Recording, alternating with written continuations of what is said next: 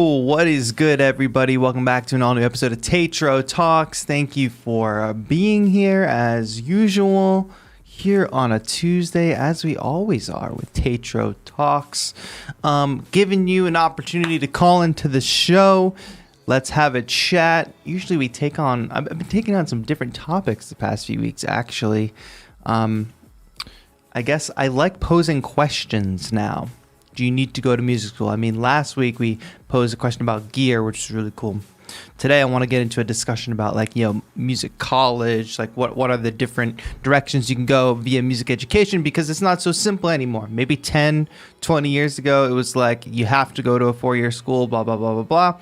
Today I want to get into some of the nuances of that. So if you're somebody who has attended like a traditional 4-year college or a different type of program, I would love to hear from you today. Or if you're somebody who's on the fence, somebody who's not yet taken the plunge, or if you're somebody who's currently enrolled in a program, would love to hear from you today. And we already have people lining up in the waiting room. So I am excited to hear from you all. Thanks for being here today. Beattober is well underway, my friends, and I hope you all have been enjoying it. I know we had a little crisis yesterday where Instagram, Facebook, WhatsApp all went down, but I hope you were all able to survive that. I've been having a lot of fun posting every day. We are in the midst of Labs Week, Labs X Bigtober, Labs from Spitfire, a bunch of free sounds. Make sure you subscribe to those. Make sure you download those sounds because they're free, and I'm giving away free stuff on my stream coming up on Saturday. Use the Labs X Bigtober hashtag. If you don't know what I'm talking about, go to my Instagram, read my post today, read my story today, etc., or somebody in the chat will tell you. Hey, shout out to SDK for becoming a huge supporter. Thank you so much. I want to remind everybody that we are running Beattober as a fundraiser. So any super chats that you give today will be direct donations to the Music and Youth Initiative, an amazing nonprofit that sets up music programs in after-school programs. They help get kids in the studio. They help build studios. They help get good music educators running these programs. It's really an awesome nonprofit. We smashed our first donation goal already. I'm going to talk more about this on Thursday. But yeah, if you want to super chat during the stream, amazing. That's a direct donation. If you want to pick up some of this cool merch, like we got the Make Beats Every Day shirt. We got this in white and black. If you pick that up, thank you so much, SDK, for that donation, that 5. SDK is going to be the only one supporting today. What? Chat, you're on notice. Oh, Digit Hixie coming through with the 5 as well. Thank you so much, my friend. We got the Make Beats Everyday shirt, watercolor shirt. I designed this. I painted this myself. Pick that up, controlfreeclub.com. You might even see a merch shelf below the video. 50% of the merch sales are going to the Music and Youth Initiative. My membership revenue is also going to the Music and Youth Initiative. So like SDK just bumped his up to huge supporter. That means even more support there. And I put out a sample pack the other day. That's going to, all my sample pack sales are going 100% to the Music and Youth Initiative as well. Sheesh, so much to talk about. Obviously, I'll be live again on Thursday to do more Beattober specific stuff. But today, of course, we are brought to you by 343 Labs, which is an electronic music school based in New York, Berlin, and online. It's actually going to come into play in our conversation today in sort of how the music education landscape has changed. Hey, Gorilla Records with the 5. Thank you so much for that donation, helping us get to our goal. By the way, since we did hit that first fundraising goal, I'll be releasing a free loop pack on Saturday. And then we're on our way to the next goal as well. What was I going to say? Yeah, we're brought to you by 343 Labs. So if you are interested in learning about electronic music, music production, Ableton Live, Logic, mixing and mastering, synthesis and sound design, all of the above, check out the website, 343labs.com. Thank you so much for checking that out. And yeah, it's going to come up in conversation today because there are music schools that cost a ton of money via tuition because they are traditional schools. And there are very specialized schools like 343 Labs that now exist as an option for you at a much lower cost because they have much more targeted goal of what you're going to learn and stuff like that. So I want to get into it. Let's chat about that. I'll give you all my sort of perspective on music school, and then we'll start taking the calls. That Zoom link is posted to the top of the chat, which we already have a bunch of people in the waiting room. So if you do want to get in on the calls, you do want to share your thoughts and opinions on this, I highly recommend you get in ASAP, because I hope that we can get through everybody's calls today. All right, so let me give you the spiel. Oh, that was not what I wanted to happen. I'm going to kill my background music for a moment, and I'm going to tell you what is going on, what my kind of experience with music school is. All right, so I went to college from the year 2010 to 2014. Got a bachelor's degree. I got a bachelor's in arts because I went to a state university in Massachusetts.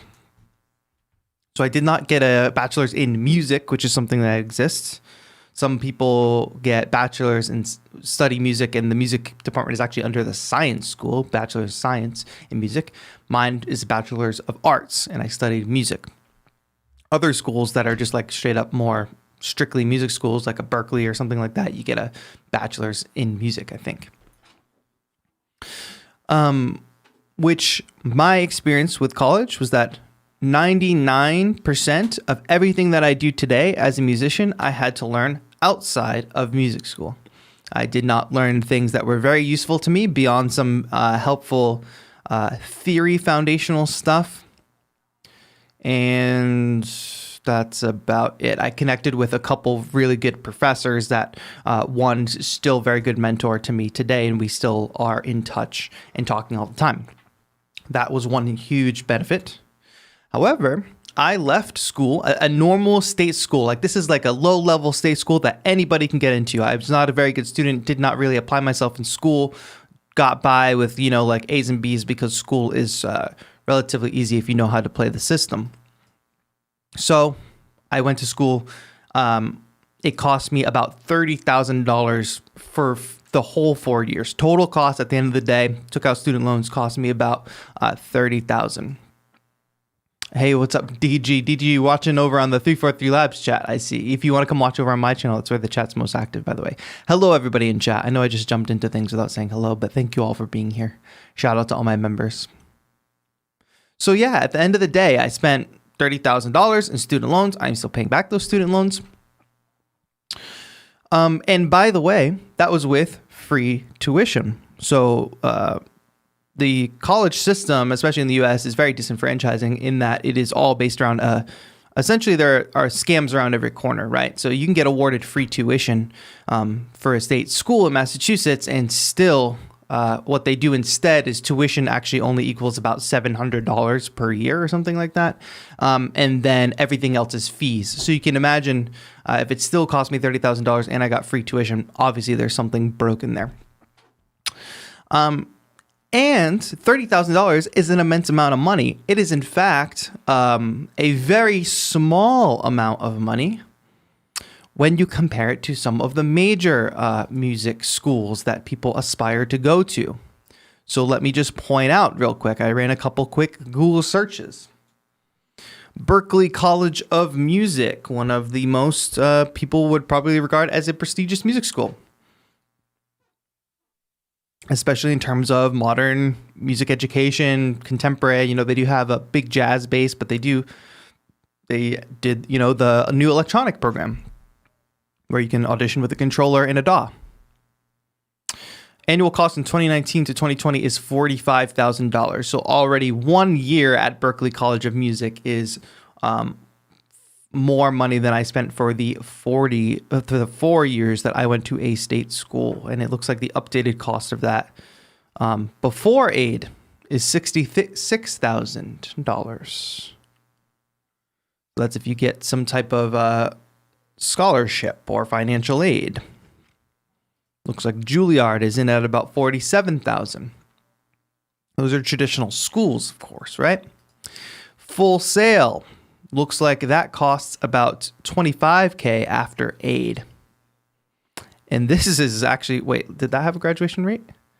Berklee has a 61% graduation rate, which is seems abysmal. 51% acceptance rate is, I guess, 1 out of every 2 people that applies get accepted.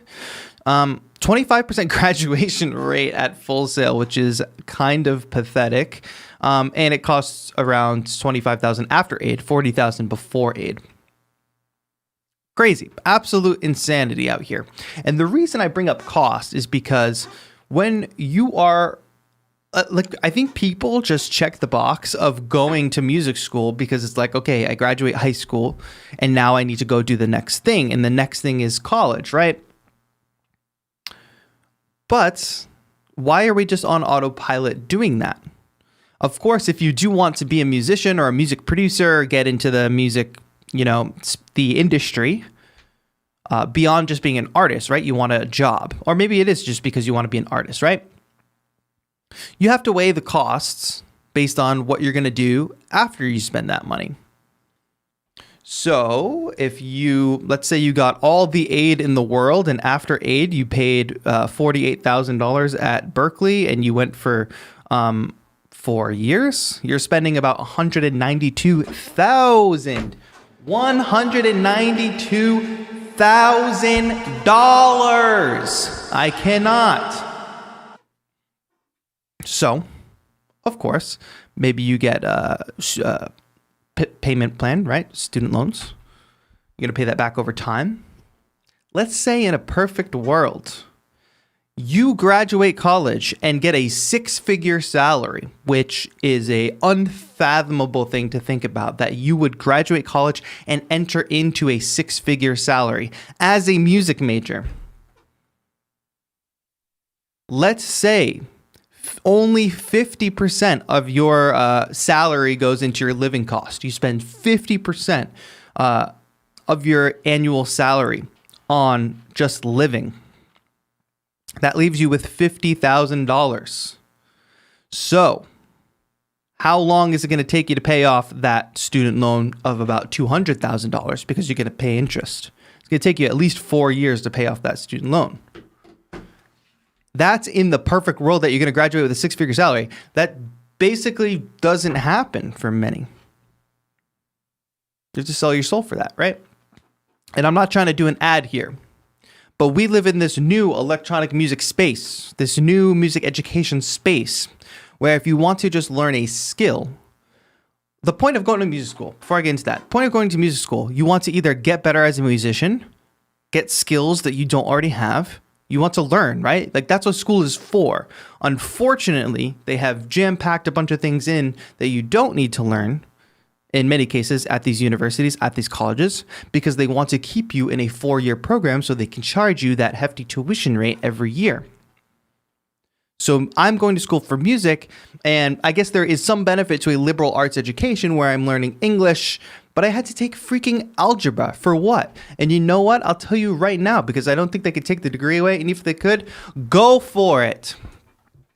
Joseph McCaffrey, you know him, you love him, he's in the chat, may have or may not have taken my algebra class for me because you just had to take it online. Why, as a music major, do I have to take algebra? I'll tell you why. Because they need to stack you with a full course load for 4 years.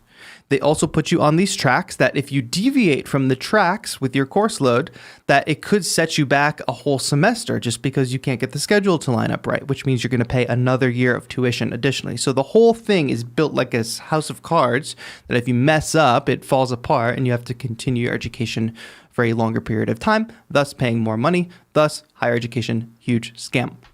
Now, please, if you had a positive experience in higher education, I do recommend that you call in. I do want to hear from you, and I'm not going to take you down like that.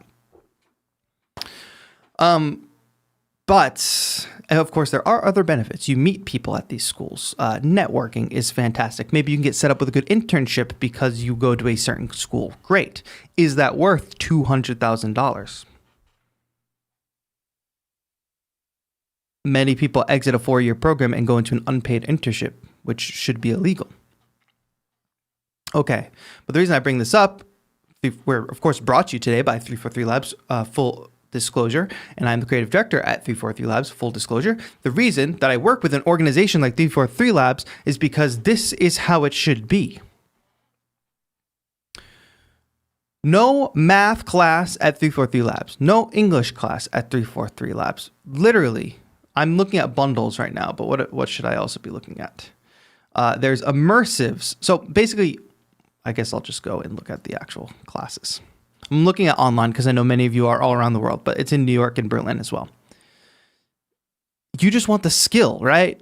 You just want to go into a class and learn how to make something in Ableton Live with an expert instructor. Fantastic. You want to learn the skill of mixing and mastering. Boom. You buy these a la carte and suddenly you have the skills. And then there's also bundles, and like you can obviously see the prices on these bundles. And I think that $2,000 is a lot of money to anybody. $3,000, $5,000 is a lot of money to anybody. However, when you compare it against a university tuition of $48,000 for 1 year, this just doesn't compare. Even if you took the biggest bundle at a school like 343 Labs, you're under $8,000. You can use a firm to pay over time, which I've never paid for anything with a firm. I don't know if it charges interest or not, but it's not like you're dropping $8,000 at the start. And you're taking 6 courses,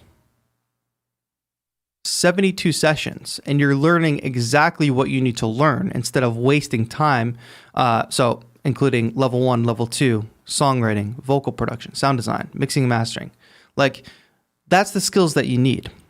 And then you're under 10,000. 2,000 under 10,000. You do the math. So I'm not doing that as an ad. I'm saying you're going to music school to learn a skill, right?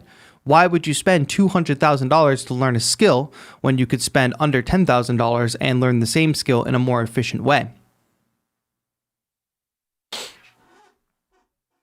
It's a question. Do the math.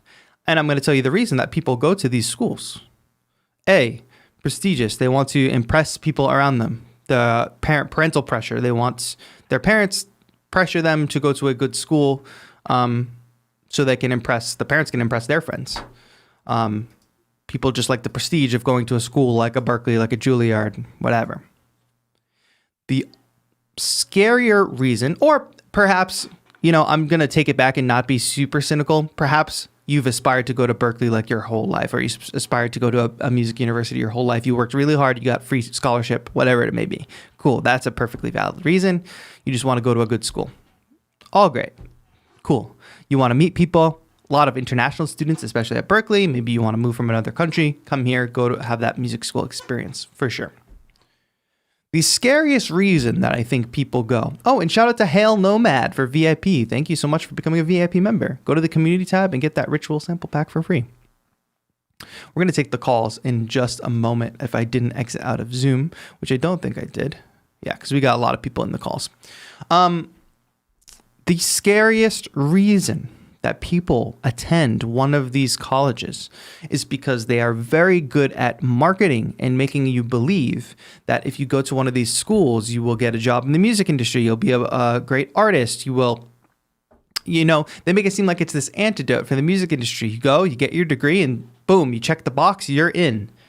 Whereas many people that I actually know that attended Berkeley, that attended 4-year schools, are not actually working in the music industry currently. Because the things that you need to do to get yourself as a working artist, to get yourself working in the industry at any level, whether that's in a studio, whether that's on a tour, whether that's with an artist, whatever, those things are going to come from you anyway. It's only going to come from you putting in the work and you meeting people and your networking and your footwork.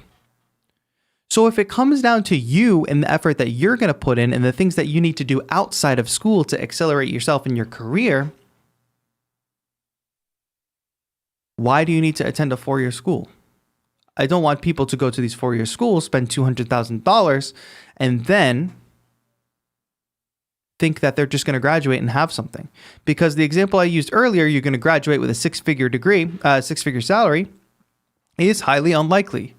So let's say you graduate with a $50,000 salary, which in the US is in some cities not even livable, but more than I made coming out of college. A decent salary for some in some parts of the country. most of your salary is going to your living costs. And then you have to pay back your student loans. So now you're paying like perpetually for like 30 years. It's like having a mortgage. So I'm just saying that as a cautionary tale. I haven't even mentioned the fact that for free, you can go to youtube.com and type in learn music theory and learn music theory for free.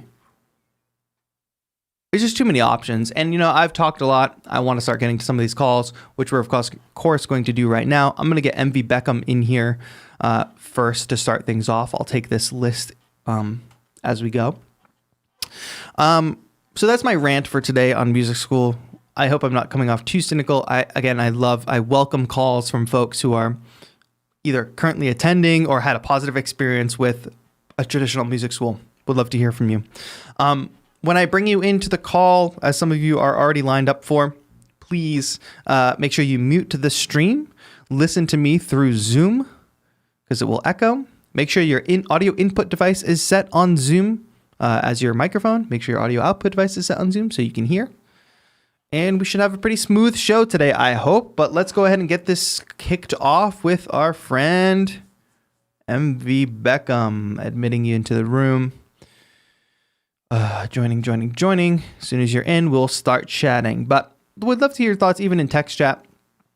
Wizlow is here. What's up? I'm so glad you're here. We are getting that custom MIDI controller mailed out to you today. So thank you for, congratulations on winning. We'll talk more about the auction so you can win yourself a custom MPK. I wanted to talk about this custom TAETRO crochet figure as well, which maybe we can do while MV Beckham gets set up here.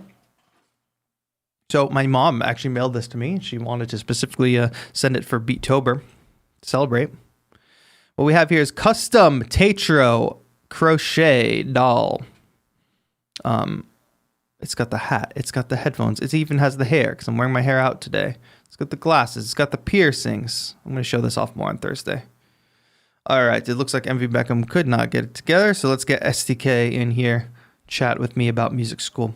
But doesn't this look so cool, chat? My mom made this. It's crazy. It's like a whole TAETRO action figure. It even has the tattoos, which is, you're not going to be able to see that on camera. But it's wild. And he'll just sit here. He's wearing blazers, by the way. Nike blazers. SDK, you're here? All right, give me one moment so I can set this correctly. All right, now I can hear you. All right, cool. Welcome. Yes, we're good. SDK, first of all, thank you for bumping up your membership. And thank you for that, for donating to Music and Youth Initiative. I really appreciate it. Yeah, man, no problem. Love to help. You got thoughts about this? Music education, music school, etc.? Yeah, I went to music school and it wasn't that great. Tell me, do you want to talk about like what school and what was the situation of the program? I went to Berkeley. Okay. I got in. It was my dream to get in. And so I would say that I got really lucky, so I got accepted. I did 2 semesters and then I dropped out. It's interesting, yeah, because I think the graduation rate is 50%, so that pretty much lines up, and you actually see a lot of really big names that went to Berkeley and just didn't make it all the way through, dropped out. I think that's very telling. Yeah, I mean, it's not, I don't blame the school or anything. It's just that for the little short of time that I was there, of course I was young. I don't regret it, but I still think that once I realized how much money I would be paying, Yeah. and how much I can just learn by myself, because I was doing audio engineering and stuff, more towards the life aspect of things. Yep. But it's just, one, school is not for me. I just realized that I didn't want to spend that much money on that thing, and I just thought that, hey, I don't really need a degree to do this. Right. I think many And people come to that realization. I know, I mean, if I was just like doing it for other people, like my parents and what other people would think, then it's just like No, man. Right. No. It's scary. Yeah. Yeah. It's scary because a lot of people are in that position. They're doing it for their parents, or they're doing it to impress other people, or they're doing it because of outside pressure. And like, that's a giant financial hole to get yourself into just to impress somebody else, unless they're going to pay for it. You know what I mean? Exactly. I mean, if you have that kind of money, and or if someone is willing to pay your full tuition, then by all means, man, just go ahead. But I mean, honestly, it's just I don't know. And you know what's funny? Cause when I was 2 years after I dropped out, I decided to get my certificate for to become a Harley Davidson mechanic. Oh. So I did that. And one of the people in my class, they graduated from Berkeley. Like, Right. Yeah. Yeah. That is such a similar experience to what I've experienced. Very few people that I know. I know some folks that went to Berkeley. I know some folks that went to the school I went to, like just other music majors. uh-huh. And I would say a very small fraction of them are actually working in the music industry. And a lot of it is what you just said. You see them working at these places that, with peace and love, not everybody who goes to study music has to get a career in music, but I do Uh-huh. think that was probably everybody's goal. And maybe there are some life decisions being made there where it's like, oh, I don't really want a career in music, sure. But I'm willing to bet more often than not, it ends up being like they either were not able to get a career in music, or it's just like too difficult. Mhm. But like, imagine spending $200,000 and then Uh, you're going to go work in another career anyway. Like, that's the value proposition is not there. yeah, totally. I mean, some people would say that it's worth it for the connections and all that stuff, but I don't think so. It is, I think like it's just what you make out of it. Of course, Of course. I know people that went to Berkeley and they're doing well, but others are not. So it's just Yeah. I don't know. I wouldn't say it's worth it. I wouldn't say that you need to go to college, to music school specifically. I don't think you need to, but if you have that money and if you really want to and you think that it'll be good for you, then I mean, you might as well just go for it. Right. For sure. Yeah. It is a value. Like, if 200,000 is nothing to you, you know what I mean? Like, and there are people out there who like my $5 is their $200,000. Yeah, sure. Like, go for it. But, for me, that was not the case. So, Yeah. doesn't quite add Well, up. also, like, if you just think about it, you have so many resources online. So many. You have Exactly. so many. And if you really want to learn something, you're gonna do it regardless. Like, you don't. Yep. So, like, Yeah. I don't know, nowadays, it just doesn't make sense to me. 100% agree. Thank you, SDK, for calling in. I have a bunch more calls to take, so I Yeah, no got to keep problem. moving. But I appreciate you upping your membership, donating. Thank you for being a Yeah. supportive member of the community, man. All right. Thanks for having me. Have a good one. You as well. Thank you. Yes, I'm glad we were able to have STK call in as somebody who attended, and then eventually dropped out. Good firsthand experience. Again, if you have that firsthand experience, would love to hear from you as well. That is very common. One other thing I want to point out is, does the career you want require a degree? Hey, Common Beats with a 5. Thank you so much for that donation. Appreciate you. I don't know why you can't donate. Please stop spamming the chat. If you hit that super chat button, that little heart at the bottom, you should be able to donate. Gives you that donate now button. Go ahead and give it a try. If you can't, I'm sorry. But please stop spamming the chat. So, yes, does the career you get require a degree? And actually, when I first graduated college and got my job working in nonprofit as a music director, it did require a degree. So, I had a very transformative experience for the 4 years that I was in that career. However, the salary that career paid did not allow me to make actually any meaningful payment towards my student loan. So, again, the math doesn't add up. We got, I think this is my man Gary. Got Gary, who has been working hard on Beattober. Let's keep it going in chat. Let's keep going with the calls as fast as we can. We're about halfway through the show. Thanks for joining us today. Hey, what's up, my friend? Can I call you Gary? Because I feel like I see your name as Gary on Instagram. Yeah, yeah, it's cool. You can call me Gary, no problem. There's a lot of stuff going on in the background. Is everything okay? Yeah. What do you see? No, I hear some loud speaking. I think it's the TV. Oh, Just give me okay. a second. Get it turned down. I Yeah. thought you were in battle. No worries. But Oh, my friend, thank you so much for supporting the channel. Thank you so much for calling in. And how's Beattober going for you? it's going pretty cool. I was the first day was a bit rough. Well, after the first day was a bit rough because it took me like ages to edit the video Right. that I eventually posted. It took me like 3 hours because I'm Yeah. not really good at editing. Well, yeah, the good thing about this is if you keep it up, you'll be a lot better at editing after the month is over. Yeah, I think what happened was it's like I like the idea in my head, and then I didn't realize how long it would take to get it done, and then I simplified it for the days after that. Right. Awesome. Yeah. So you're improving the system as you go to make it more sustainable. That's what I like to hear. Yeah, yeah. Cool. 100%. Did you want to talk about this topic, music school? What do you think? Yeah.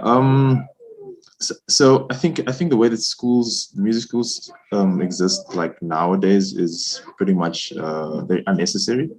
Um, just because of how expensive it is. And I was listening to like earlier when you were like breaking down the figures of how much it costs to like study at Berkeley and stuff like that. Right. And that like I feel like American music schools are really, really expensive. Of course, compared yeah. to like if I compare it to like well, college in general, if I compare it to like here in South Africa where I worked out like the 4 years at Berkeley, which is like 200K Yep.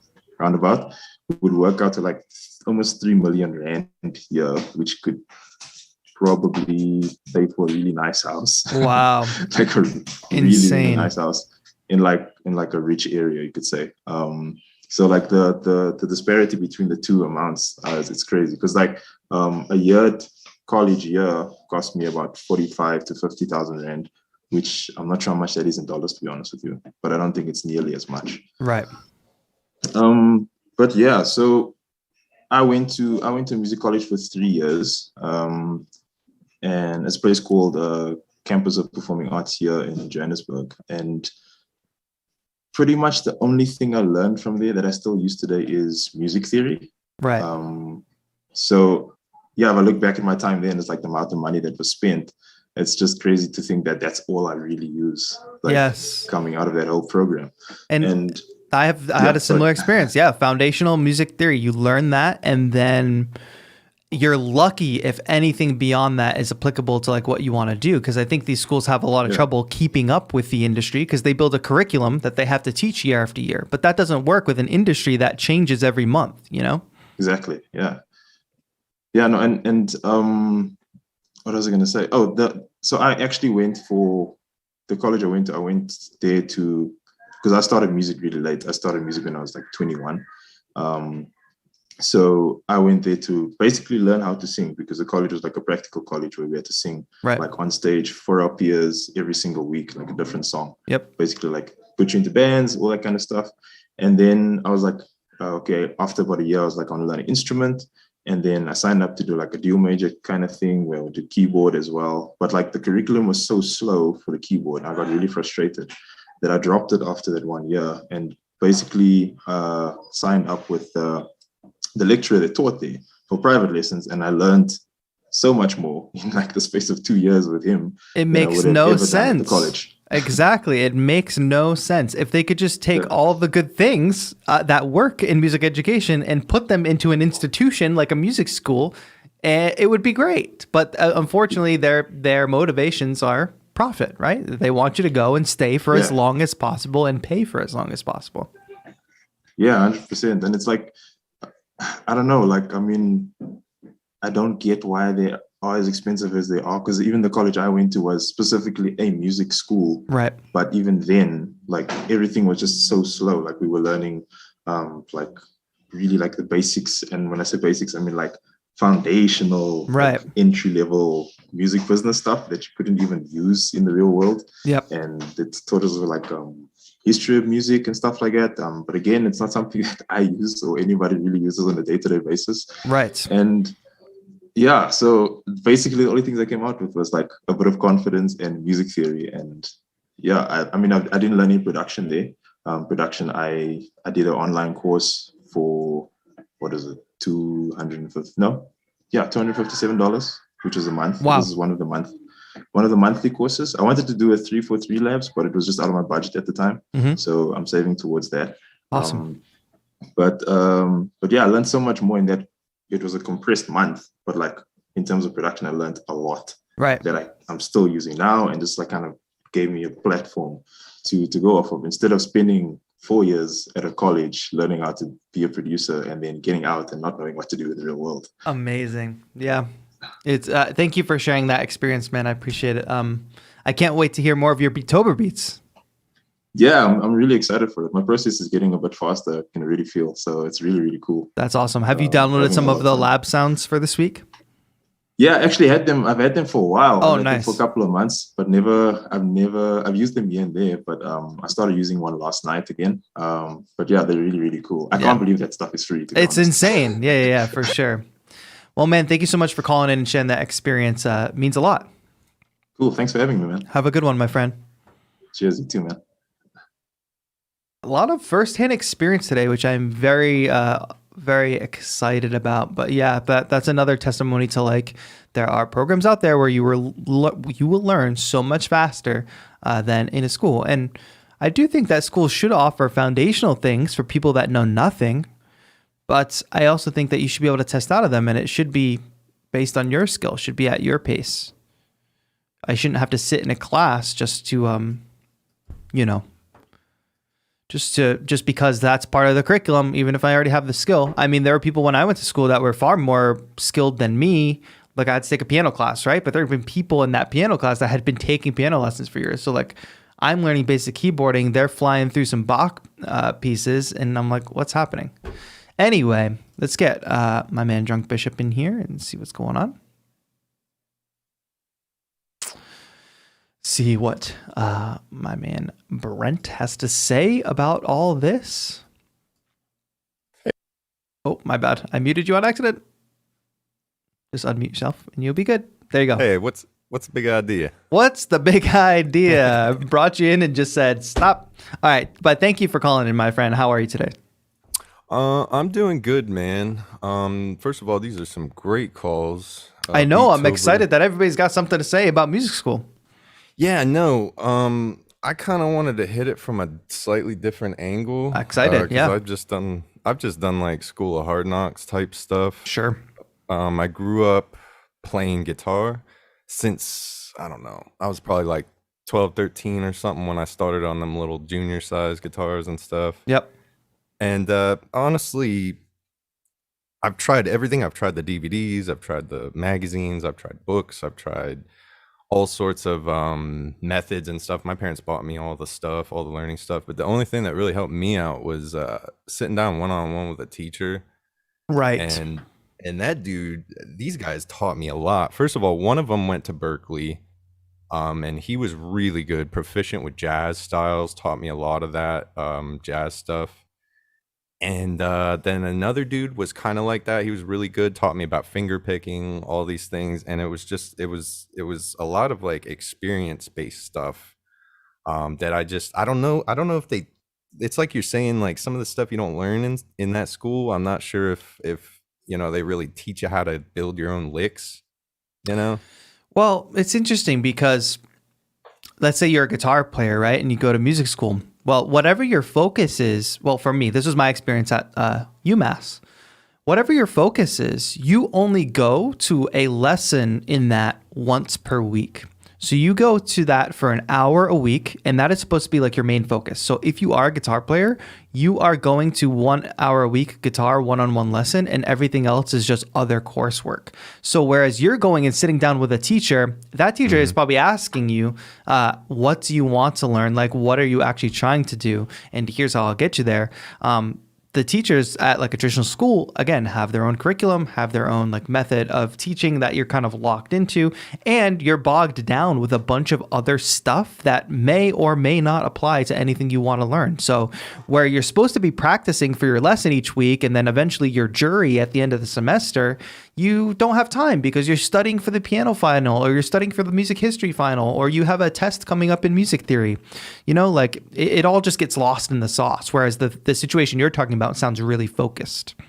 Right, it was, man, because typically guitar lessons you either do about 30 minutes or an hour. I when I got to my early 20s, I think I started giving lessons because it was something I could do. I felt like I could teach really new people how to get started. Yes. Because I could explain things in a way that I learn a little different, man. So like if you stick me in front of a teacher, it's all going over my head. I got to stop you every 5 seconds. I don't know what you're talking about. So Yep. It really takes a certain way of explaining things. Well, And I'm so- going to put something out there too. I think we all are like, we all do learn differently and learn through different ways, of course.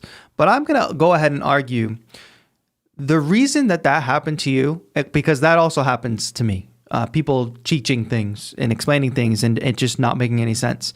Yeah. Many teachers are very bad communicators, are very bad at structuring things so that somebody can actually learn them. And the reason that they became teachers is because they had a skill. Let's say they had a skill in guitar and they didn't get a job as a guitar player or a guitar tech or any other guitar related thing. They went and got a job as a guitar teacher, because people who are hiring guitar teachers are looking at your skill as a guitarist. They're not looking at your skill in communication and in teaching. So this is where it all falls apart. You get many people in teaching positions that teach things in the most ass backwards way that just disenfranchises and confuses people. And exactly what you just said about teaching people from the ground up a certain way, that's the whole basis of my channel. The whole reason I started this channel is because people teach this stuff in the most ass backwards way. But I see it in multiple disciplines. Joe and I watch, like he's hardcore learning Korean and I'm learning slowly with him. Well, I'm not really learning, but I'll watch videos so that I can learn with him while he watches.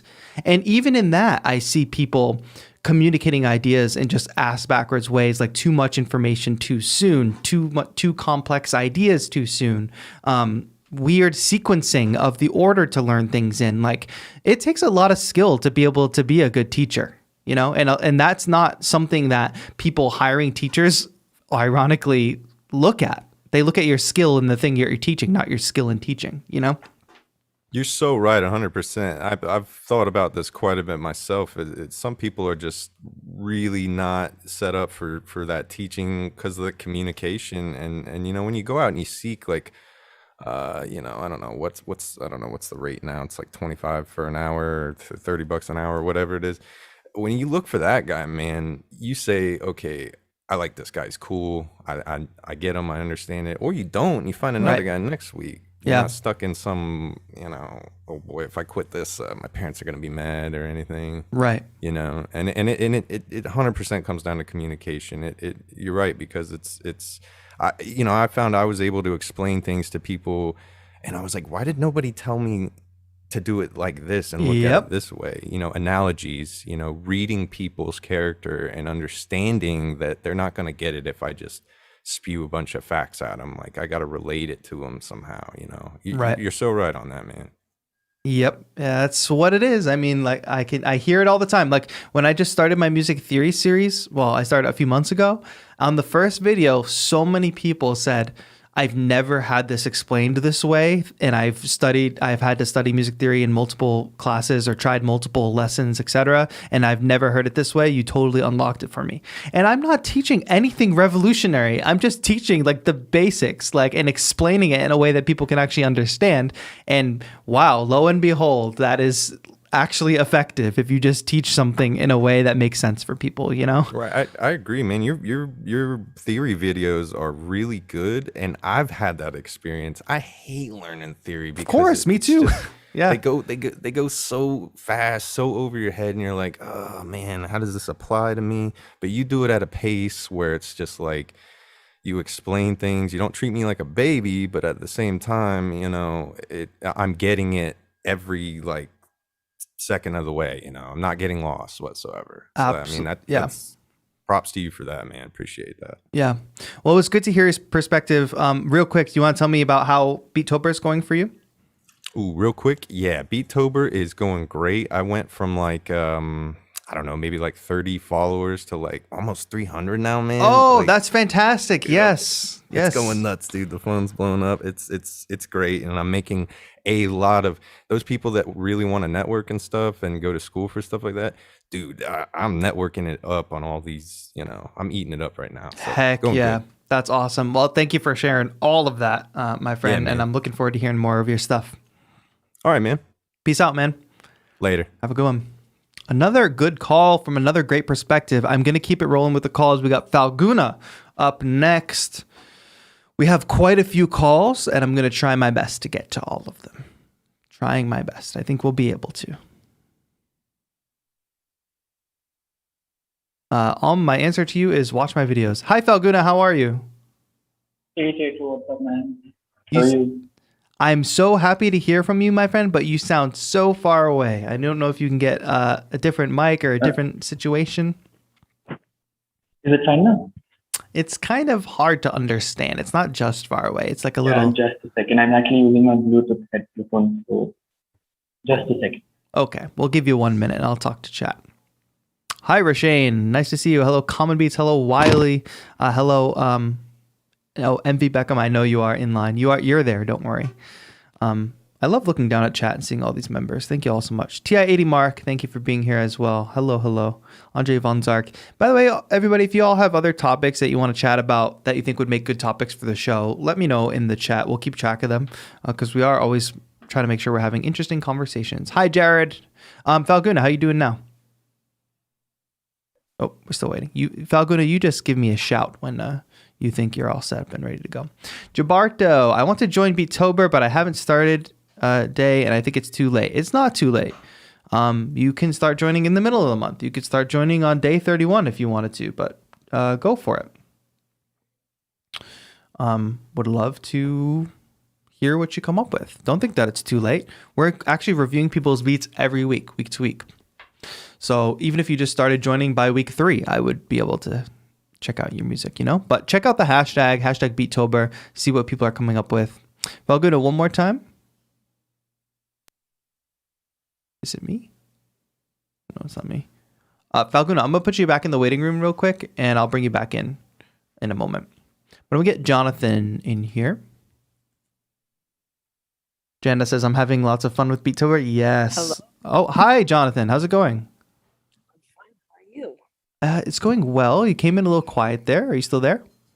I'm here. Just my internet kind of sucks. That's better. No. That sounds good. Hello. Thank you for okay. calling in. Is this your first time calling into the show? I think it's my 3rd time, actually. Oh, a lot of times. I didn't recognize the Zoom name, I think. Yeah, because I had a picture of the Armor Titan from Attack on Titan, though. Oh, yeah. Cool. Well, I would love to hear what are your thoughts on this whole music school thing. I heard all the other people's thoughts, and I think it's true that it's a lot of money. You can invest a lot of that money in the music school if you have that money. Yep. But if you're short or you're just don't have a lot of money, you really can't. So I think Labs 346 Labs, I don't really remember the 343 Labs, yeah. Yeah. It's a really good option. Right. And I'm personally, I'm just a teenager still, but I really want to be a composer for soundtracks of TV shows and movies. That's been my dream for a lot of time. And I think you need a degree for that. I don't really know. And I think music school will get you a degree. I don't really know about that. Well, it's interesting. Music school will definitely get you a degree. It's what you do with that degree that matters the most, though. So if I were you and I really wanted to get into scoring, which when I was younger, I really did want to get into scoring, I would be searching the internet first of all, I'd be building my skill. You know, like we talked about the free Labs Spitfire instruments. Those are great free instruments that you could use today and start like scoring stuff right away. But No, I'm using it right now. oh, awesome. Yeah, like that's amazing that that's even available for free. So build up your music production skills in general and make some music that sounds good, recreate some of the scores that you really like or the same vibe. And then as you're doing that, what I was doing when I was probably your age or like a little bit older, I would search the internet every single day. I would search like Craigslist, which is a thing that we have in the States that's like, you can search for like jobs and things for sale and stuff. I would search forum posts. I would search just anywhere I could for people looking for a composer to score different media, to score like a short film or a short animation. Or one time I worked with these filmmakers that were doing a 24-hour film challenge, and I did the score for that. Look for that all over the place. And right now, like, it's probably not, you're brand new. So it doesn't make sense for you to charge a lot of money at this point. The thing that's going to benefit you most is getting experience actually composing. If you can get a little money from it, great. But right now where you're at, the experience of working on a project, getting something for your reel to show that you have actually scored something, that is going to be of great value to you. And then what is the next step if you want to get an actual career in this? Well, as you do that, your skills are going to build up more and more and more. And eventually you'll be at a place where it is worth you charging. You've done enough free projects. You've got enough experience. People might actually seek you out based on that experience. Or the people that you work with for free might become big time directors or at least mid time directors that will eventually hire you because they like working with you. And then suddenly you are working as a composer. And then even if you wanted to go approach a traditional composition house, like a place that does scoring or trailer scoring, whatever, you would have a whole reel to go in with and show real work. That would basically be a portfolio.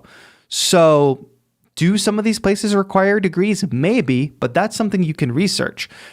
Do places that say they require a degree, will they overlook that if you have a fire portfolio? I'm willing to bet yes. So honestly, I think you should, the harder you work right now at growing your skills and getting your foot in the door in as many places as possible, the more it will pay off and the less you'll need that traditional degree. That's my 2 cents on that.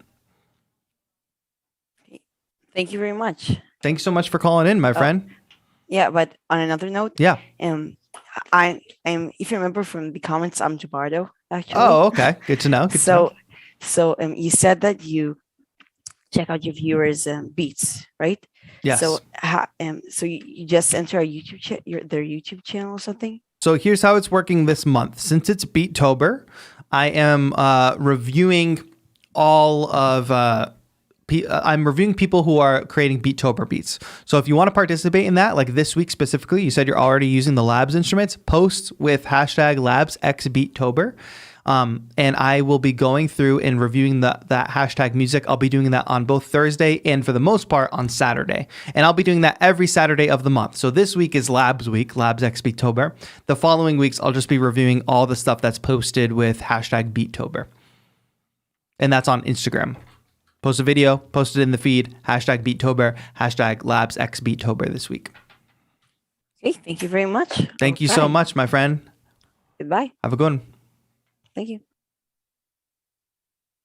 That was a good call as well. Yes, it's good to hear young folks getting into this stuff. We're going to go over the hour mark for sure here, folks, but I want to try to get as many people as possible. I got F up next. Diana, I am great. Diana, you're currently in music school, so if you want to call in, I'll bump you to the top of the list. Thank you for being here today. If you can't call in, that's totally fine, but I would love to hear a perspective from you, someone who's currently in music school, which maybe we even have some folks like that. F, I'm going to hit ask to unmute here, and I hope that works. Hi, Hey. How are you?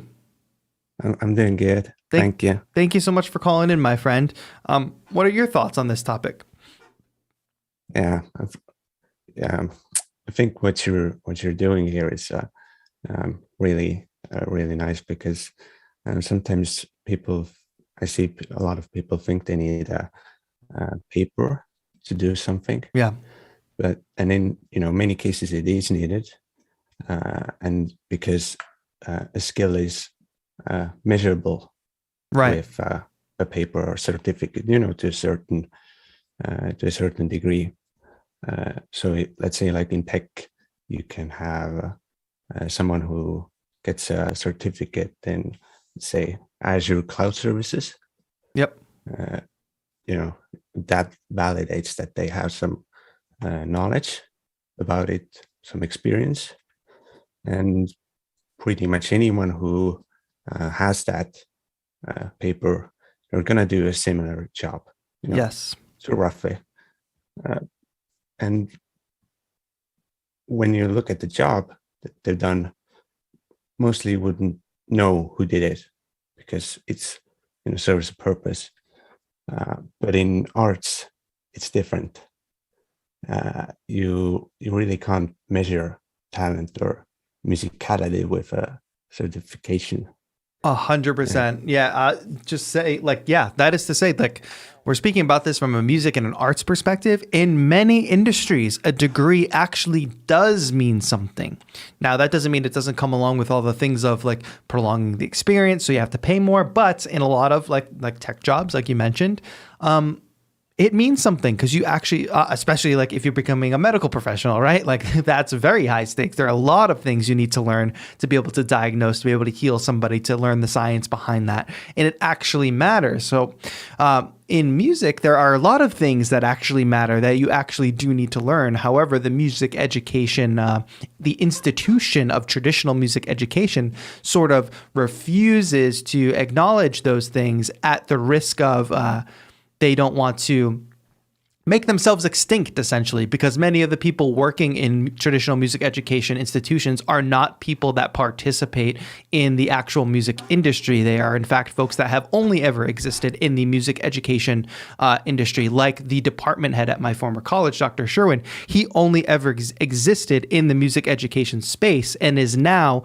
dictating an entire program and bringing it into a totally a direction that is basically bankrupting lots of different students, and it comes from a place of ego for a lot of these folks, unfortunately, and it's to the detriment of the students. It's to the detriment of the broader music community. Yeah, I agree. And when you listen to music or go to a concert, or you probably have no idea at all if that person on the stage has any education whatsoever. Right. Because it's the results that matter. Yes. And what's amazing is you can find out, and for the most part, what level of music education they have. Many of them having very little formal education, and many of them having some, but most not having full-on 4-year degrees. That's for sure. So like the writing's on the wall there, right? Like many people actually working in the music industry, not actually having a degree from one of these 4-year programs is very telling. And you still, even if you have a degree, you still need to get the experience and learn your craft and get good at it. Right. I never went to a music school, and when I was a kid, I had my best friend went to school and learned acoustic guitar in there, and I always wished that I had a chance to go as well. But then I later started learning myself, watching YouTube videos and online courses. And looking back years later, I'm the only one playing guitar of the two. Right. It's amazing, right? Because you're self-driven to do it. Whereas if people are in a school end up getting ultimately disenfranchised by the whole thing. Yeah. And it does take a lot of self-discipline, and in that way a school does help because it sort of forces you to learn even if you don't want to do that. Right. But spending, if that school is very expensive, like in these cases, is it really worth it? You could rent a space and start a business, a studio, for example, and maybe hire someone who graduated Berkeley, for the same money you would spend in there. Right. Yep, you're totally right. F, thank you so much for chiming in with that. We're going to keep rolling through the calls, but I appreciate you calling in and sharing that perspective. Yeah, thank you. Have a good one, my friend. Yeah, just to give you some of the an insight to a little bit of the toxicity that goes on at a music school. So like when I was a music major, we went through a transition process where we got a new chairperson of the music department, and like could not have created more of a toxic environment at the university. He's actually currently still there, but it's very indicative of a lot of the problems in music education. And the reason for these problems are the people in leadership at the institutional level. So you have somebody like this, Ronald Sherwin, PhD, that basically spent his entire career, basically an entire decade, just straight up in education, like from 1995 to 2004 in education. And then from there, we're working at various colleges, doing different things that only in the institution of education, nowhere near the actual industry of music. So what do you think that this guy is good at? What do you think his program will be efficient at doing? It will be efficient at creating people that can get jobs as music teachers. And that's not very productive or helpful to anybody that does not A, want to be a music teacher, and B, if you began your educational journey from 1995 to 2004, and your notion of what good music education is based on that, basically seeing only publication recently that has been worked on was from 2017, which is quite some time ago. If that's basically your impression of what music education is, I can't say for sure that I have much confidence that you will be able to properly communicate to a student body or even a team of other professors what the priority should be for those entering into the current music industry, or even those entering into the current music education space. If you're a music school that only generates more music teachers, you see how this is just like a snake eating the tail sort of situation, unfortunately. So very just like toxic environment created by Ronald Sherwin over at UMass Dartmouth. It's unfortunate, but of course, that's the state of like big institutions that we're in. And it's a testimony, like F kind of just said. Look at the people you see on stage, the people you aspire to be. Do a little bit of research on all of them. Pick 10 of your idols, 10 of the people that you love in music, and just audit what they did in terms of their music education. Find an interview, look them up, find whatever information you can. What did they do to study? Model that for yourself. Let's get MV Beckham in there. See if MV Beckham's got the tech all squared away. Yo, TI80 Mark, thank you so much for that donation. I hope I didn't miss any other donations in the pipeline, by the way. But TI80 Mark, thank you. What's up, MV Beckham? Make sure you mute the stream and you listen to me through Zoom. Hey, can you hear me? I can hear you loud and clear. Great, thanks. I finally figured out the whole Zoom thing. I had to download the client. Awesome. We got it up and running. Well, I would love to hear what you're thinking about on this topic. Well, I actually attended Full Sail, and I got sucked into the glitz and glamour of, all of the marketing stuff, right. Like everybody else. And, at the time, you had to physically be there, and only the classes that prepared you for the online, like you indicated, that, you had to take math, English, and all of these other courses. So right. I couldn't get in or afford the music production. So, my other alternative was to, go into filming, since I did like a lot of stuff, with film and, doing video and music editing, and stuff to that right. effect. But when I got in, they were more based on, getting me in so I could be like a head count, and some of their academic practices of, enrolling students without, finding out like what prerequisites you have, or, what background do you have in these, the education or the field that you want to go in. They just sign you up, and it's like another notch off of their belt. So, at the time, I couldn't get in, excuse me. into that particular course. So they got me into computer animation.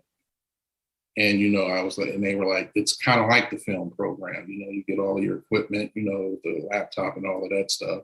So as, the courses, start gaining towards, the animation portion of it, it's like I couldn't keep up with the, criteria. And it was like, and once when I finally got a chance to speak to my director, he was like, have you ever did any modeling, like with the claymation stuff? I was like, nope.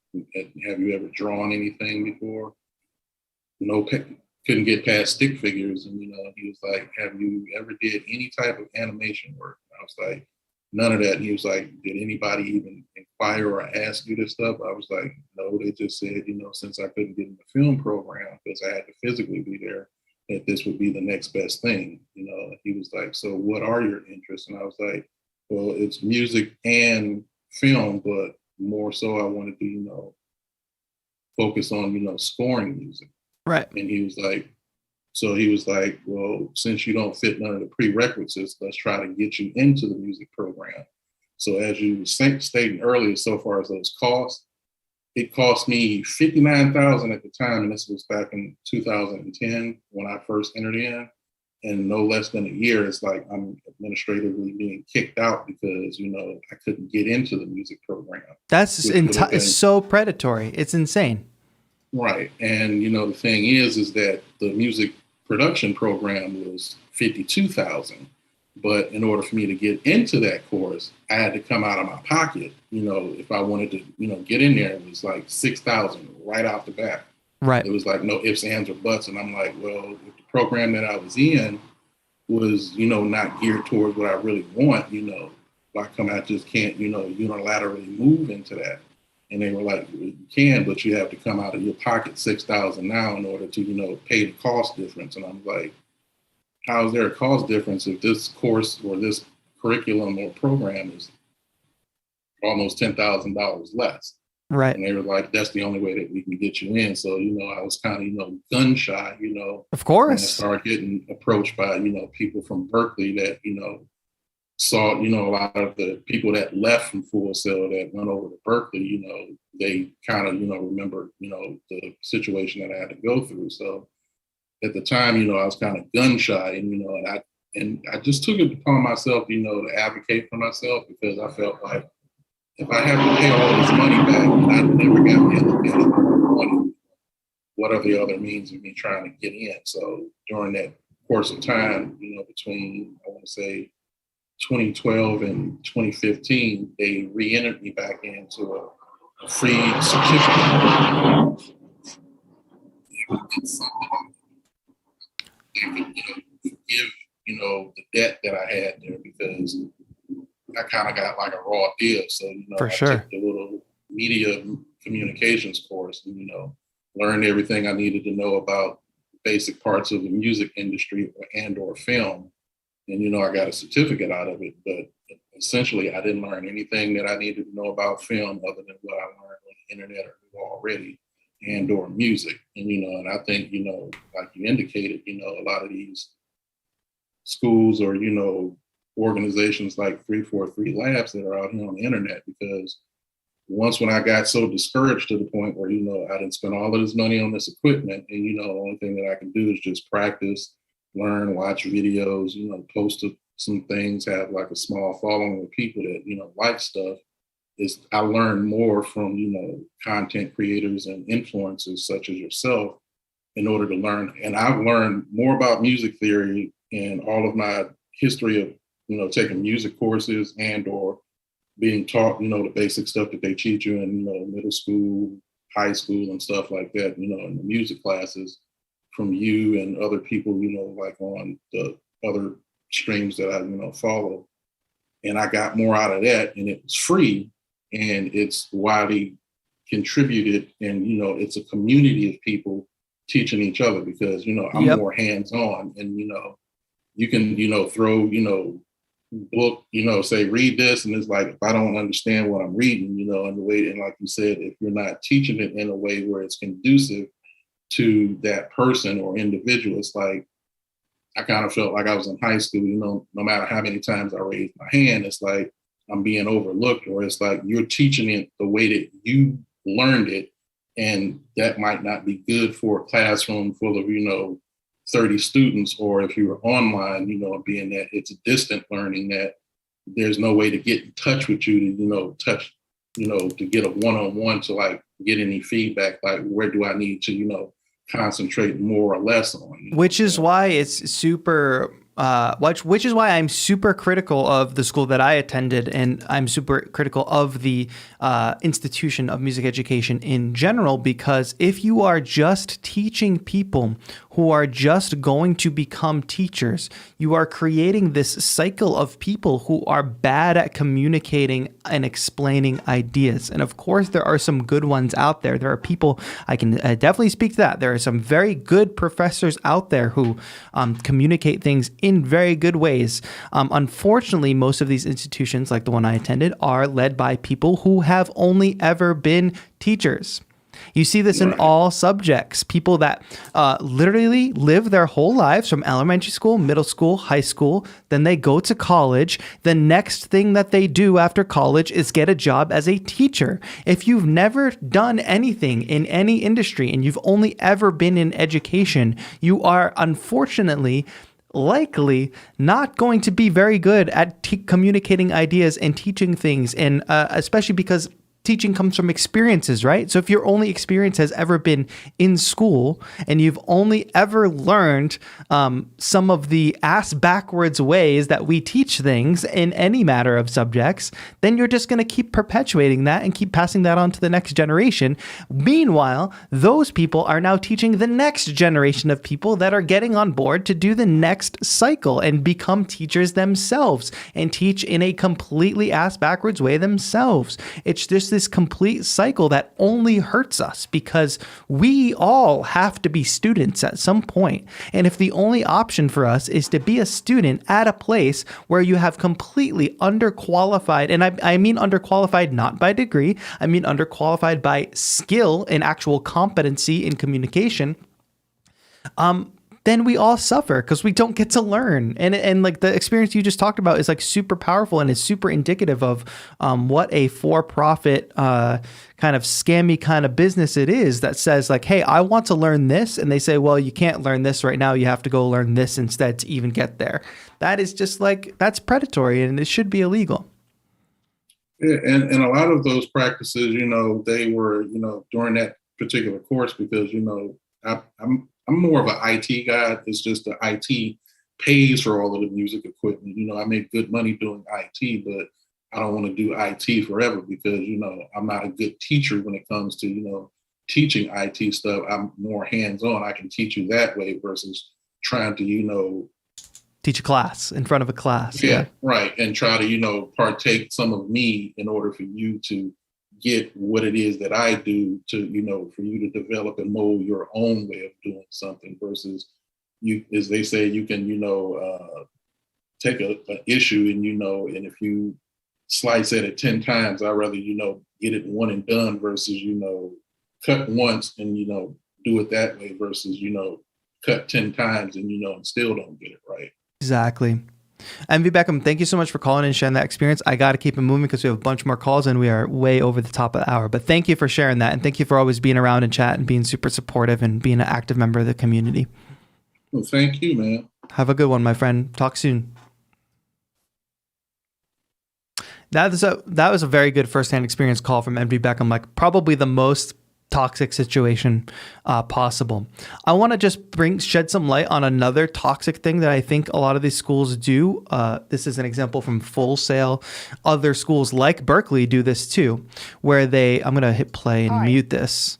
So basically this is called like the launch box, right? So essentially it's like you sign up for the program and they're going to send you this awesome package of stuff.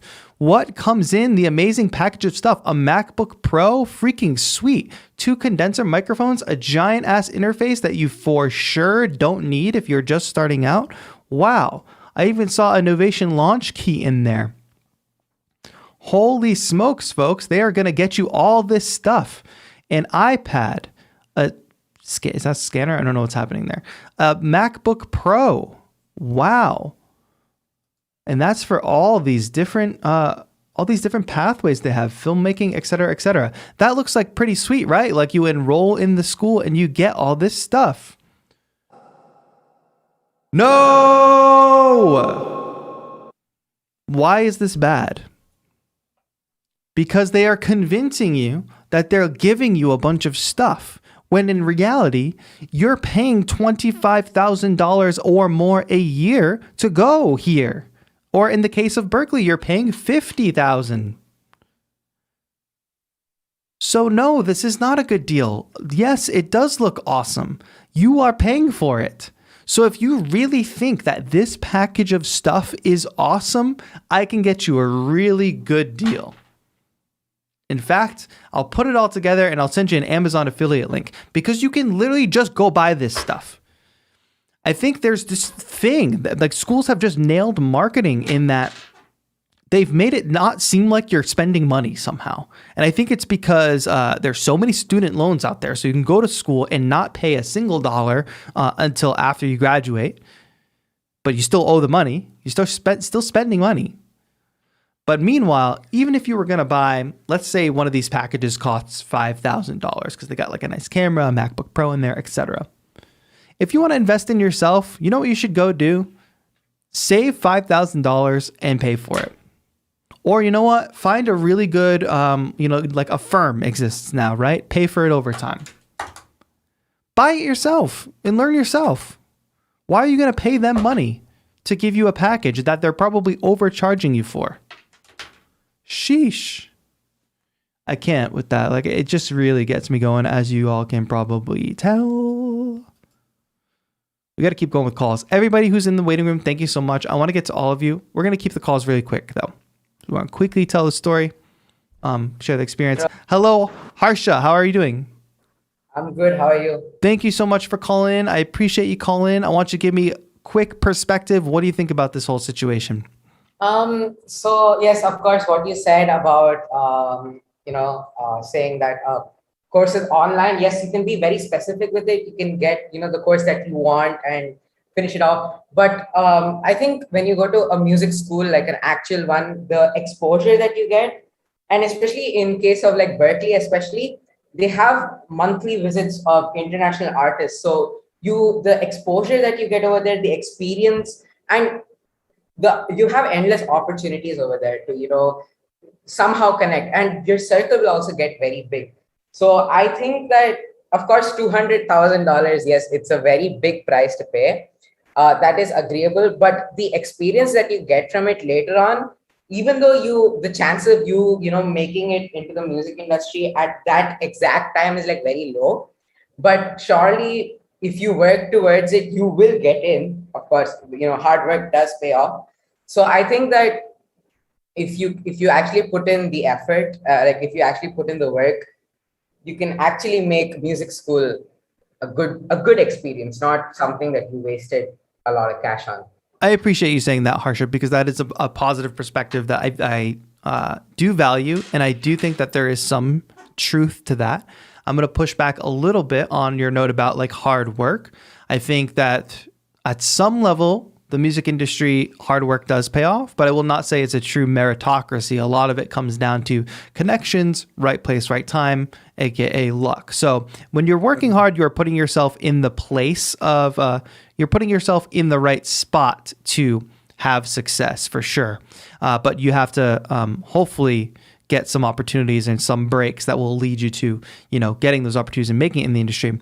And I do appreciate what you said also about like having visiting artists, getting that experience. The pushback I have on that too is like, if you have interesting artists out there that you like, you go to youtube.com, you type in an artist's name, you can find countless interviews with them. Perhaps they even offer lessons online that you could pay for. Perhaps there's a podcast that they were on, etc. So you can get that for free at home. I do also think, though, that there is a lot to be said for the in-person experience and the memories you will make at a school, the people you will meet, and there is value to that. But if I told you, Harsha, that I'm going to have the TAETRO immersive experience, and I'm going to charge $200,000 for it. And everybody's going to come out. We're going to do it in the woods of New Hampshire, which is on the east coast of the US. We're going to all go to a cabin in the woods. We're going to have TAETRO's $200,000 experience where you're going to meet artists. I'm going to bring my guest artists in. All you got to do is pay me $200,000. Is that worth it? That depends. It depends. I'm going to go ahead and say, wait. as the CEO and founder of the Go ahead. Of course, like It's not worth you have an $200,000. opportunity. You have an opportunity, definitely. I mean, $200,000. I told before also, it's kind of a drag. Yes, it's a little too much on the expensive side. A little. But yes, of course, because $200,000, like if you convert that to Indian rupees, I'd have to take a student loan, and a very hefty one, to be honest. Of course, yes. But okay, if these music schools were to consider to, have a little bit more reasonable price, and this is not just for music schools, I'm saying in general for any course, if you know that, you can give a reasonable price and, you can justify the price, then I don't think we need these online courses, which are like cheaper. Of course, they are effective. I have done the online courses. They are effective. But again, my same point comes back to this: the experience that you get in music school, you won't get it on an online situation. And we've learned that from COVID, especially. The experience that you get when you're in music school, especially the exposure of, maybe the how competitive it is, or, what is the road that you have to take to achieve what you want to be. So you're TAETRO, you're a producer, right? You make beats for a living. If you finished your music school, you would know what, you do have the experience, but you would have it in an earlier standpoint, and you would have enough knowledge that you would even have a backup option, even just in case, some things went wrong. Yeah. I think, yes, it's a positive perspective, and I do appreciate the perspective. Not everybody that comes out of that experience will know for sure what they want to do, though. But you are right in that there are things in a in-person experience that cannot be replicated via virtual or online. So yes, that is a good thing to point out. So one day I will start the TAETRO immersive experience, the artist retreat. It will likely not cost $200,000, and it will be a very good value proposition. So when I do that, I will let you know. Sure. Have a good one. I'll be ready for this. Thank you so much for calling in, Harsha. I appreciate you. Good. Bye. Good call. Good call. Yes, you'll all be invited to the TAETRO immersive retreat. The thing is, like, I know so many people, including myself, that could teach circles around people that have current salaries at universities. So, like, it would not be that hard to just accelerate the value proposition. And at 343 Labs, that's the thing. It's like all the teachers are like people that, actually work in the music industry, actually got paid to be artists and tour and produce and mix and master and do sound design. Like they actually did it. So when those are the people that are teaching you, and they're not just people that have been teaching their whole life. Logic, my friends. Gorley Records is coming in. What's good, my friend? Hey, how you doing? I say Gorley Records. That is correct. Yeah, can nice. You hear me? I can hear you loud and clear. Thanks for having such a cool setup and a nice mic and everything. That's how we do. Nice. Welcome to the show. Real quick, I want to buzz through some of these calls. So give me your perspective. What you got? Yes. So I'm actually very jaded on this topic because I went and got a 4-year degree. It was I got it in design and like art, though it wasn't in music. Okay. It's kind of similar industries. So I was I knew I wanted to get into art and design and eventually music, but I didn't think it would take me to where I am today. I knew what I wanted to do. My parents were of the generation of, they also were like, you need to have a bachelor's degree and get your degree. So they were like, no matter what you do, you need to get your 4-year degree. And if you still want to do the art thing after that, then we can talk about that. So I went to a state university and paid a bunch of money. They didn't really have a great program there. You spent 2 years just getting like general requirements that didn't even have to do with your major. So half the time you're not even like learning anything in your major. A lot of the teachers ended up not being very qualified. I mean, it's kind of like what you're talking about with like these teachers that have just been in teaching forever. Yeah. They don't know anything about like the industry or how to market. And teachers like that are usually good at one thing: school. Yeah. Yeah. They can put it together a sweet curriculum. They can pass the test. Yeah, which doesn't do you any good. No. So I know you're trying to blast through, so I'm just going to kind of like focus on more of like the economic side of things. So like instead of spending a bunch of money to go to school for 4 years, imagine if you were spending that money investing in your own brand, being, you as a music artist, and spent that 4 years like working towards building that brand, putting content out there. And then instead of having to spend all this time like taking a bunch of like these general requirement classes that are kind of a waste of time and money for you, you can be spending that time really honing in your craft. And people are always demanding there's free education. I mean, there is free education. Type in youtube.com. Exactly. You can choose your professor. Like, you go to your school, you're stuck with the one professor that teaches that topic. Like, you go to YouTube, you don't like how a guy teaches, move on to the next one. Yeah, there's hundreds of them. So you can find somebody, you can spend that 4 years. And also, instead of spending money on just an education, you can spend it on equipment, but you can also be working full time. Like if you're a full-time student and you want to be good and like get good grades, you can't work a full-time job at the same time. People that work a full-time job and go to school, they're usually taking a couple classes at a time, and it takes them 8 years to complete a 4-year degree. Like if you really want to focus on it, you can't work a full-time job and be a full-time student. So like, you can work a full-time job and build your brand during those 4 years instead. Then you're building you're making money instead of spending just a bunch of money. You can put the money you do make towards equipment instead of towards a piece of paper, which doesn't really matter. And you can be building your experience and your brand and like get a head start and like you way farther along than you could be by just sitting in a classroom for 4 years. Snaps. I couldn't have said it better myself, my friend. We share a similar perspective. Thank you. Yeah. I appreciate you calling in. And I think you left a comment today or something. Are you thinking about participating in Beattober? Oh, I've already been doing Beattober. You already have? Awesome. I've already got one track made for the Labs thing. Nice. But I wasn't sure if we could do one or more, so I was kind of holding. Do it all week.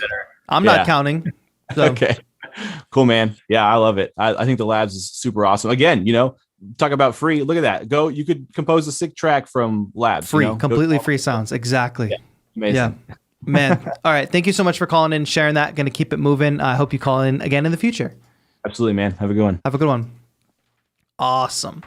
Falguna, are you still here? I thought you said you were leaving. I'm going to try you again, Falguna, though. Let's bring you in. Rapid fire. I got Falguna, then I got ZR, then I got Xerix, and that's it for the day. Thank you all for tuning in, having a good time. Falguna, you're here? I hear something, Falguna. Maybe not. Falguna, we unfortunately have to keep things moving, but I'll get you in on the next show. Don't worry. I know you're always there. We're always chatting in the chat, so I appreciate you. Let's get ZR White Whisker in here. Let's go. I'm going to try to pin something to the top of the chat while I'm here. White Whisker, make sure you select the proper audio input device. Really want to get these calls in. White Whisker. Oh, yo. Hello. What's up, bud? Calling from inside. I hear a bell or a door or something. Yeah, so I'm at work again today. I had to get my time on the show, though. Of course. Well, thank you for calling in, and thank you for that. What's up? Tell me what you think. Yeah. So let me just run through all this stuff real quick. First off, Beattober has been super fun. It's been excellent seeing everyone's sweet ideas are coming up with awesome, funny videos and everything. Everybody's crushing it. I'm also seeing collabs and stuff. Yeah, it's great. It's pushing me. I'm getting some new stuff out, some clips from old stuff, whatever. But just being more active with it and pushing through it has been awesome. So just a reminder for everyone listening that that's going on and to jump in on that, or at least check out everyone doing it. About the topic of today, this can easily devolve pretty quickly into a deeper conversation about just the state of higher education and everything, especially obviously in the US, which is, a lot of institutions, we're notorious for having just awful institutions and ways of living that get pushed onto people. Yeah, when you blow it out far enough, when you go out, zoom out far enough, it is of course the problem of capitalism, right? Yeah, right. Yeah, and just the higher education system. So I just want to kind of point out to everyone who maybe doesn't feel great about their education, whether it's related to music or otherwise, how many people do you know whose lives have been like ruined by student loans and like don't even work in the industry that they went to school for, and will be paying for it for like literally the rest of their lives. Just like, how has your personal education, like, or higher education, college, whatever, like been not great for you? And just kind of keep that in mind, like when you're doing things like on a basic level, like talking to people your age or like younger than you, talking to your kids, like how you're gonna encourage them to go about with doing things. And just like you kind of have a voice in changing that, and like a little bit step up from that when it comes to things like voting, doing things in your community, like promoting different ways of learning and education. In Like, fact, White Whisker, I'll say that we're supporting, remind everybody that we're supporting an amazing nonprofit organization called the Music and Youth Initiative, exactly, which dude. gives kids free access to recording studios, instruments, Yes. music lessons, etc., completely free. And I think that that's like a great model, like these nonprofits. Not that it should be left to just nonprofits. Of course, I think it is government's Yes. place to step in and make sure that their own state universities are not scamming people out of money. But that aside, there are alternative ways, and that's why we need to all support those alternative ways and bring awareness to those things, which is why we are, of course, supporting Music and Youth Initiative. But exactly, continue. yep, that's a great connection there. So and just like going off of that, like when it comes down to again, whether you're going to school for music or something else, if you're planning on getting a career in something, I mean, obviously, like things like being a teacher, a doctor, engineer, things like that, you're always going to need a degree for. Yep. But anything that's not like literally like a life and death career choice, you almost always have the choice to not go the route of higher education, not paying $200,000+ for an education, and still have still be able to get a job doing that. And just kind of think about like, how many hours a week would you be going to school for something, and put in your own time doing that. Exactly. So many careers like music, art, even tech, design, things like that. While obviously having a diploma would be great, it's not really necessary. And you mentioned earlier about having a portfolio for these things can be just as good. And I wholeheartedly agree with that. Especially just in like job searching and stuff that I've done myself lately. Even if I don't have a degree in something, having some experience and like a portfolio is just as good, if not better. So before you go the route of going to a 4-year college, getting a bachelor's, master's, whatever, look into things like some formal education, whether it's private lessons, a certification program, like a little bit of a stretch, but like an associate's degree, something shorter. But also just make sure that you're putting in your time, because ultimately that's what you're going to get out of it. If you're going to put in the effort to do your own work, like you can get to the same place and have the same achievements to show for it. So if you're going to music, like put together a sick album. I don't care if you went to Berkeley or whatever, but if you put together like a sick album, if you're an artist and you put together like amazing gallery shows, whether they're supported by your college or not, like if you are an IT person, if you show off pages of codes, full websites that you've done by yourself, like these are things that are really going to help you with getting a job, whether you have a career or not. So if you want to skip on paying that couple $100,000, like definitely go for that. But yes, exactly. At the end of the day, if you have something that you want to do and like that you want to push for, like you can show that you want to and can do that, whether you have a teacher telling you how to display that or not. Just put in that time if it's something that you really want to do and get it done. So you may need some help along the way. Private lessons, a couple hours a week, like some serious dedication to learning the things specifically that you'll need to know for that. But cut out all the extra stuff, cut out all the costs, all the classes that don't apply to your major, like all that BS. Just put in the time and effort to doing your thing and do it good. Thank you so much for that call and that perspective, my friend. I appreciate it. I couldn't have said it better myself. So thank you, man. All right, brother. I'll talk to you guys later. Talk to you soon. Have a good one. Good call.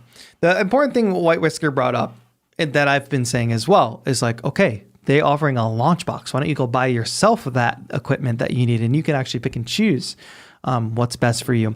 Why don't you just go learn on your own? And I'm going to tell you why that doesn't work for many. And the reason that people sign up for these schools, and then Xerix, we're going to take you as the final caller.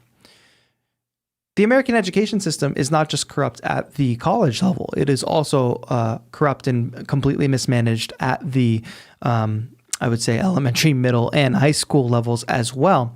So what happens is by the time you get to college and you go from about age 5 to age 18 through a generally mismanaged education system, is that you are completely disenfranchised by the education system, or most are. I have many friends that very much applied themselves in school and were not disenfranchised by the education system because their values are different. Their upbringing was probably different. Many of these folks are people who had parents, and not that my parents did not encourage me to be a good student and get good education. Yes, but my parents were also very mindful of knowing that there were far more important things in the world than getting an A on a math test. But some people grow up and that is their priority, and therefore their value system is different. But by the time you're 18, many of us are disenfranchised by the education system because you have spent 13 years learning things that you will never use again in your future, that are either antiquated or irrelevant, or completely false, like some of the way we teach history. You often learn about Mesopotamia 5 times throughout the course of your education, and that's completely unnecessary. And I don't think I had a single history class that taught me anything beyond 1920. I mean, maybe we got to World War II occasionally, but if you think about the current world we are in and the way that things from 1950 on are affecting our current geopolitical state, many people unfortunately do not get to that. And people that do get to that, maybe you take AP US history. Unfortunately, I was not in a position, based on the kind of student that I was, to have AP US history be an accessible thing for me. And that's so by what I'm trying to say is by the time you get to the age of 18 and you are ready to take the next step into college, it is much easier just to continue on in the system that you are familiar with and that you know kind of how to pass. You know how to get along in this system. It's very simple. You just study for the test, get an A on the test, retain basically no information, and keep going until somebody gives you a stamp and says, you passed, you did it, you graduated. So when it's the prospect of either continue on in that system that you're familiar with and you know how to pass, or continue on in a system that requires a fair amount of self-discipline and a fair amount of kind of discerning, conscious choice of what's important to learn and what's not important to learn, you don't have the skills to do that, unfortunately, after 13 years in the American education system. And that is a huge issue. It requires giant systemic institutional change, and how do we get there without complete radical shift? I don't know. But I try to work with organizations and institutions that are working towards progressive radical change. And I try to support causes that also do that and implement it.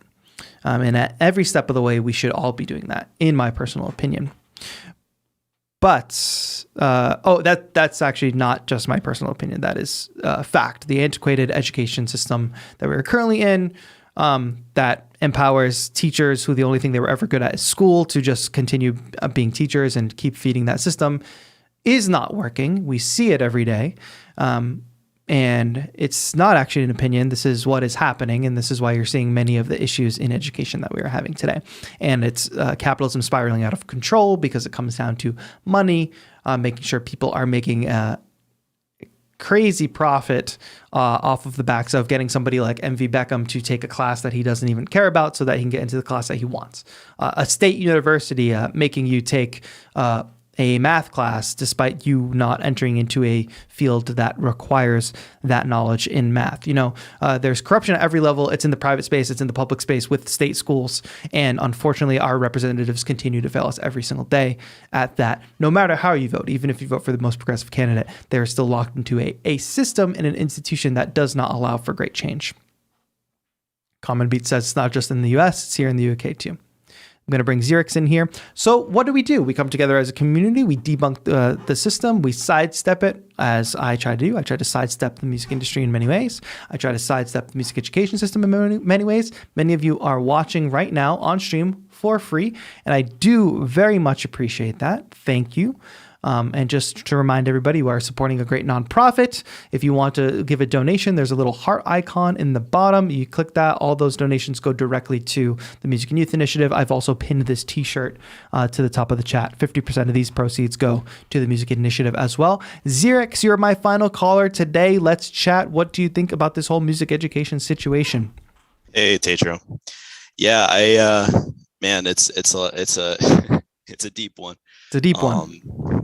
Yeah, I kind of came from it, a little bit from a different side of things, because I'm in the IT world, and I kind of got clued into how kind of backwards and corrupt some of this stuff was early on. Fortunately, yeah. My high school, when I went to high school, had a program with a local community college where you could go and kind of get start your college courses, and the school would pay for it. So that I was like, man, that's a great idea. I want to do tech stuff. I'm good at it. I spent a lot of time just on my own trying to figure things out, and I got pretty good at it. And I started those classes, and I took about 3 of them, and every single one of them, it was like not what I needed to know, not what I wanted to learn. It was only the things that they handed down to you. They went through these books that were overpriced, and a lot of the information, even the books at the time, was already starting to get outdated. And so when I graduated, I basically said, forget it. I think I'm just gonna try this on my own and see what I can do. And it was a bumpy ride for sure, especially in the IT world. I wasn't doing programming. I was kind of doing troubleshooting and things like that. So, I started out with like a little mom and pop shop, and over, 15 years, now I'm at a pretty good company, and I get a pretty good salary and things like that. And so I think it's worked out. And, I've seen so many people, my cousin included. She was actually a couple years older than me. She went to college for the same thing, for IT stuff. She graduated and ended up working in what she went to college for. And so that was tens of thousands of dollars down the drain for her. So many experience the same thing. Yeah. And I actually, as I've progressed in the IT world, I know I've always been kind of interested in music, art, drawing, things like that.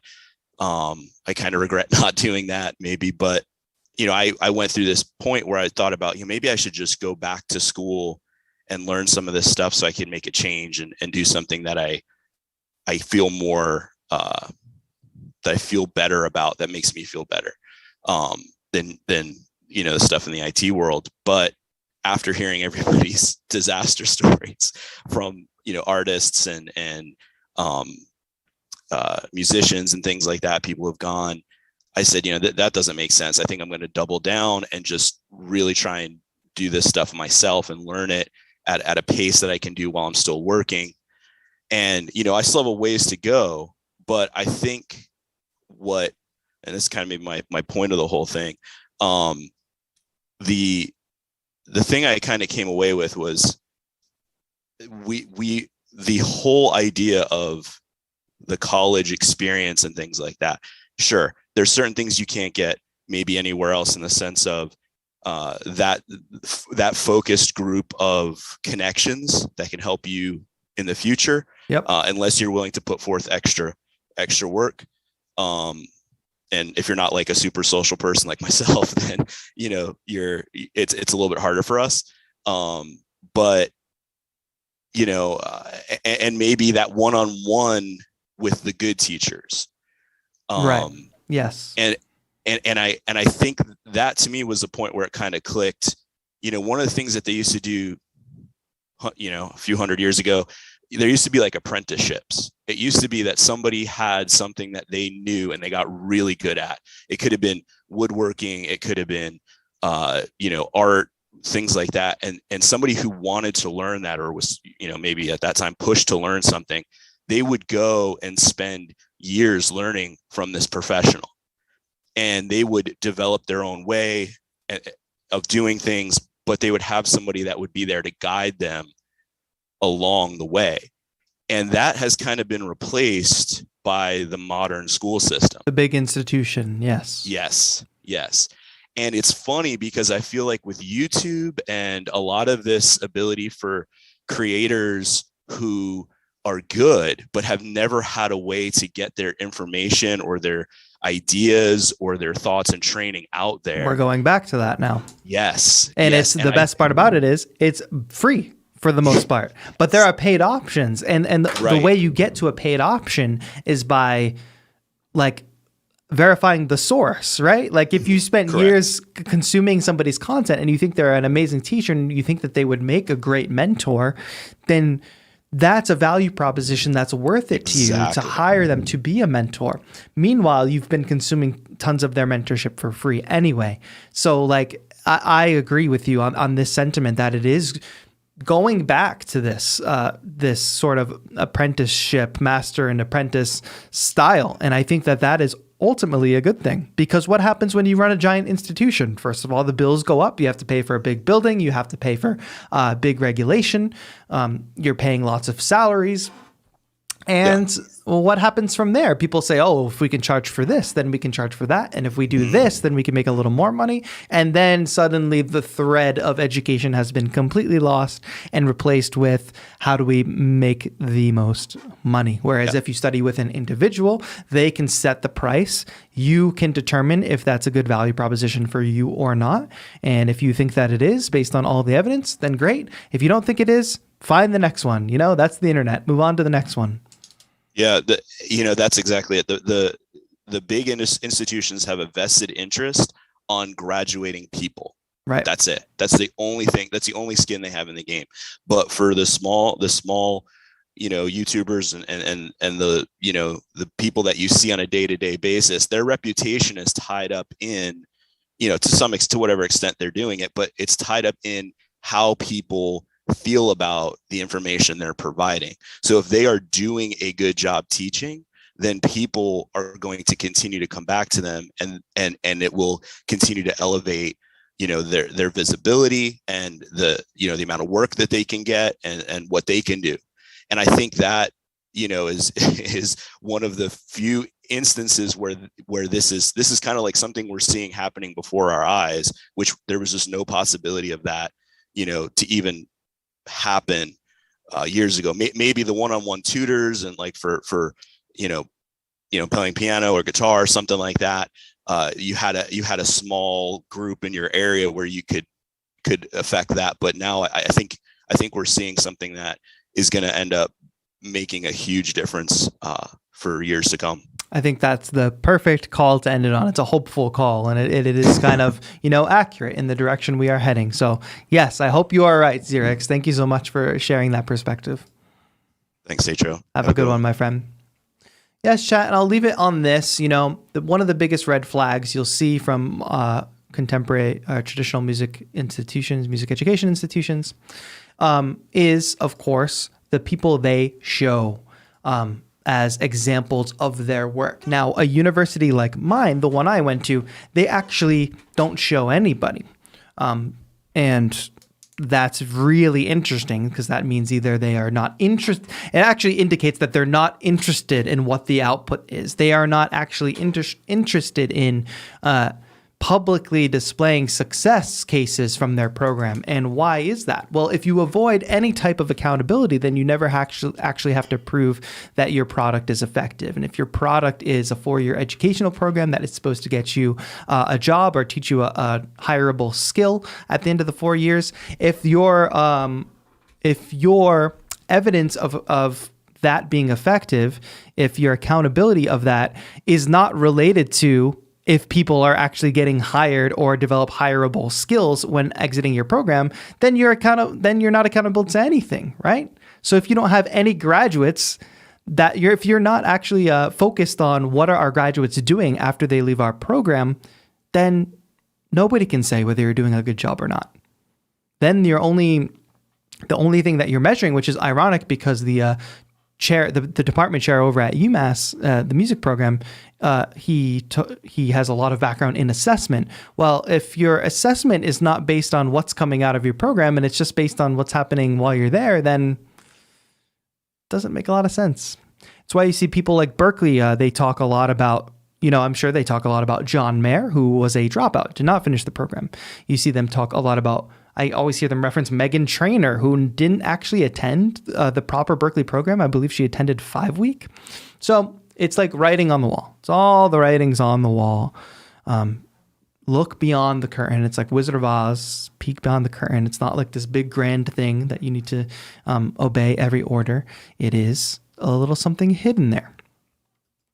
So that was a lot of rant today. That was a long show. I hope you did enjoy the show. I want to remind everybody it's Beattober. So please post your Beattober beats on Instagram, #Beattober. This week, use the free sounds from Labs, #LabsXBeattober. I'll be checking out those beats on Thursday and on Saturday. Post it on Instagram. Post it in the feed if possible. Don't post it as a reel because I can't search reels. I didn't know that. I was encouraging everybody to do reels. You can purchase this shirt. 50% of the proceeds go to support the Music and Youth Initiative. I have pinned that to the top of the chat. You can pick up my new sample pack or any of my sample packs to support as well. You can hit the join button to support all of my membership.